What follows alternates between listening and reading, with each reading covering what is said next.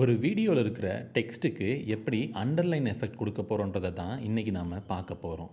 அதுக்கு ஃபஸ்ட்டு நம்ம இங்கே இருக்கிற வீடியோவோ இல்லை இந்த டெக்ஸ்ட்டையோ எதையுமே செலக்ட் பண்ணாமல் இருக்கிறோமான்றதை செக் பண்ணிவிட்டு அப்புறம் பென் டூலை செலக்ட் பண்ணிப்போம். நமக்கு தேவையான இடத்துல நம்மளுடைய ஃபஸ்ட்டு பாயிண்ட்டை நம்ம ஃபிக்ஸ் பண்ணிப்போம். அண்ட் தென் இதோடைய எண்டிங்கில் இன்னொரு பாயிண்ட்டை ஃபிக்ஸ் பண்ணிவிடுவோம். இப்போது நம்மளுடைய வியை செலக்ட் பண்ணுறது மூலிமா நம்மளுடைய செலெக்ஷன் டூலை மாற்றிக்கிட்டு அண்ட் தென் இந்த ஷேப்பில் இருக்கிற ஃபில் அண்ட் பாத்தை நம்ம யூஸ் பண்ணி இந்த ஃபில்லை யூஸ் பண்ணி நம்மளுக்கு ஒரு லைனை கொண்டு வர முடியும். இந்த ஸ்ட்ரோக்கை யூஸ் பண்ணி நம்மளுடைய லைனுடைய திக்னஸை இன்க்ரீஸோ இல்லை டிக்ரீஸோ நம்மளால் செய்ய முடியும். நான் எனக்கு ஏற்றாற் போல் ஒரு வேல்யூவை வச்சுக்கிறேன். அண்ட் தென் இப்போது இதுக்கு அனிமினேஷன் எஃபெக்டை கொடுக்கறத பார்ப்போம். இந்த வீடியோவுடைய ஸ்டார்டிங்கில் நம்ம இந்த ட்ரான்ஸ்ஃபார்ம் யூஸ் பண்ணி நம்ம தான் இதை சேஞ்ச் பண்ண போகிறோம். அதுக்கு ஃபஸ்ட்டு நம்ம இந்த யூனிஃபார்ம் ஸ்கேலை அன்செக் பண்ணிப்போம்.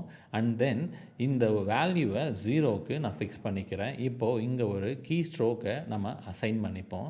நமக்கு எங்கே முடியணுமோ அந்த இடத்துல நம்ம திரும்ப இங்கே இந்த வேல்யூவை நான் 100க்கு ஃபிக்ஸ் பண்ணிவிட்டு இப்போ நான் ப்ரிவியூ செலக்ட் பண்ணி பார்க்கும்போது இப்போ ஒரு அனிமினேஷன் எஃபெக்ட் இந்த டெக்ஸ்ட்டுக்கு கிடைச்ச மாதிரி ஒரு அப்பீரியன்ஸ் நமக்கு கிடைக்கும். ஆனால் இந்த வீடியோ ஒரு ஸ்ட்ரக்காகி ப்ளே ஆகிற மாதிரி நமக்கு இருக்கிறதுனால அதை சேஞ்ச் பண்ணணுன்னா நம்ம இந்த அனிமினேஷனில் இருக்க சீக்வன்ஸில் ரெண்டர் இன் அண்ட் அவுட்டை எனேபிள் பண்ணும்போது நமக்கு இந்த வீடியோ ரெண்டர் ஆகிடும். ஸோ இப்போ ஒரு ஸ்மூத்தான அண்டர்லைன் எஃபெக்ட் நமக்கு கிடச்சிருக்கும். இந்த வீடியோ உங்களுக்கு பிடிச்சிருக்குன்னு நம்புகிறேன். தேங்க்யூ.